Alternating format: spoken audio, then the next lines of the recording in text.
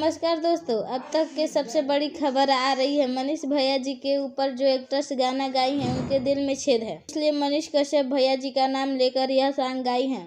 बताएंगे पूरी जानकारी। उससे पहले आप चैनल पर नए हैं तो चैनल को देख से लाइक करके सब्सक्राइब करें। और आइए बिना समय लेते वीडियो शुरू करते हैं। उनका कहना है कि अगर मैं फेमस हो गई तो शायद मुझे जो बीमारी है पैसा आएगा तो मैं ठीक हो जाऊंगी। एक बात और, उनकी मम्मी रो रो कर बता रही हैं कि जिस लड़की का पिता ना हो उस लड़की पर क्या गुजरता है, तो हमें अपनों को खोने का दुख है। उनकी माँ ने बताया है कि कई बार कितने लोगों से विनती की हूँ लेकिन कोई मदद देने के लिए तैयार नहीं है। कई नेताओं मैं रिक्वेस्ट भी की हूँ लेकिन भी हमारा दर्द समझने को तैयार नहीं हुआ। फिर भी हमारी लड़की ने यह गाना मनीष कश्यप जी पर गाई है तो वायरल हो गई।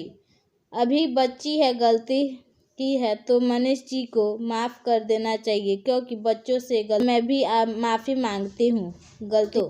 हमारा तो मानना है कि इस लड़की का कोई दोष नहीं है क्योंकि इस लड़की ने गरीबी और मजबूरी में ऐसा किया है।